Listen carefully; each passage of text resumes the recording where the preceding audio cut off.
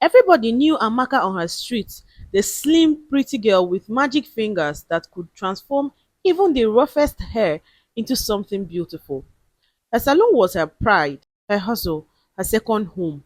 Every morning by 6 a.m. sharp, Amaka was already out of her small self-contained apartment, walking briskly down the quiet streets of Lagos, heading to her salon with her bag slung across her shoulder and determination in her eyes. It was a life of routine. Wake up early, open shop, work on clients from morning till night, close by 9 p.m., drag her tired body back home, eat if she had the strength, and sleep. It wasn't glamorous, but it was her life, and she was proud of it. But on this particular day, something happened that turned her simple routine into a story she would never forget. Around 1 p.m., after attending to a demanding client who insisted her braids must be very tiny and very neat, Amaka bent to grab her lip gloss from her bag. That was when she noticed her house key was missing. She froze. She checked the bag again. Nothing. She emptied everything on the table. Still nothing. She searched her jeans pockets, her work apron, everywhere. The key had vanished. Immediately, her mind went wild. God abeg, I hope say dis key no fall for road as I dey waka dis morning. The thought of not being able to enter her house later that night made her stomach turn. And in Lagos, anything lost on the road might as well be gone forever. She sighed heavily, slumped on the chair, already imagining how she would have to break her door or sleep at a friend's place. Then, like a flash of light, she remembered the spare key. She smiled in relief. God no go shame me. She muttered, feeling like she had narrowly escaped the disaster. Later that night, she returned home with the spare key. She felt so tired. Her bones were aching, her feet were sore, and her eyes could barely stay open. She didn't eat, she didn't even bath, she just collapsed on the bed and knocked out like someone who fought 3 rounds with life.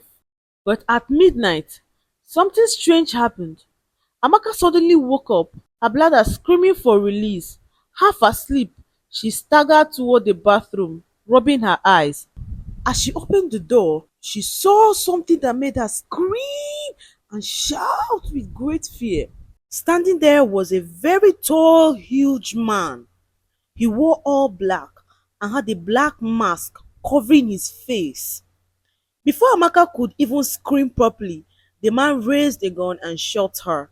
Bam! Amaka fell to the ground immediately, but in that moment of fear, she had sense. She decided to pretend she was dead. She lay very still, blood pouring out of her sides, her breathing shallow. The man looked at her for a few seconds, and thinking she was dead, he quickly rushed out of the house. In his hurry, he forgot to close the door. Amaka stayed there alone, bleeding heavily. Her mind was slipping in and out of consciousness. She hoped, prayed that someone somehow would come and find her. But the whole street was dead silent. It was midnight and everybody around was fast asleep. The hours crawled by painfully. She stayed there bleeding all night. The next morning, one of her neighbors, Mama Ife, was passing by and noticed Amaka's door was wide open. She frowned. This is not like Amaka, she said to herself. She no dey leave her door open like this. Out of fear, Mama Ife tiptoed closer and called out, Amaka, Amaka. No answer.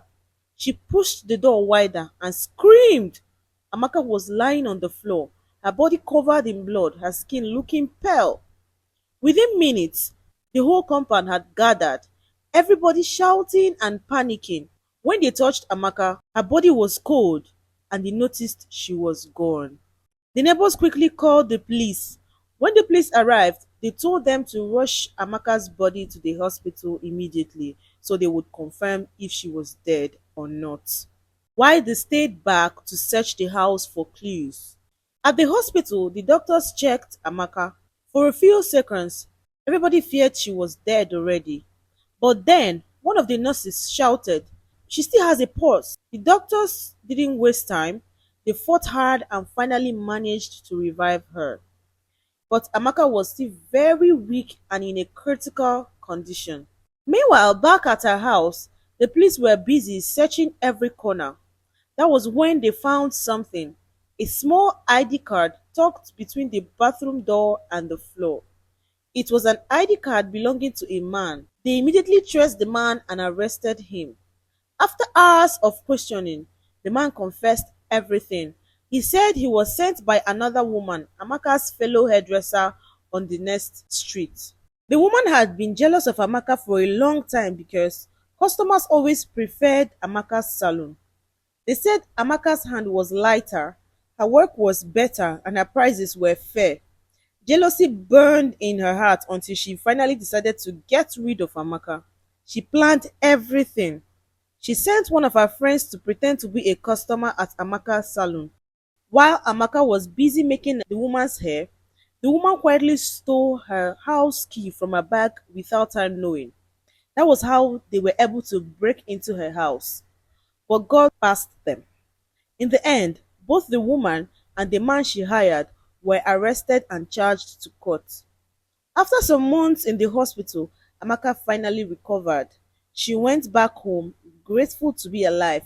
She reopened her salon, but this time she became very careful. She always kept her things close, double locked her doors, and trusted nobody easily again. Life taught her a hard lesson, but it did not break her spirit. Amaka continued her hustle, stronger and wiser than before.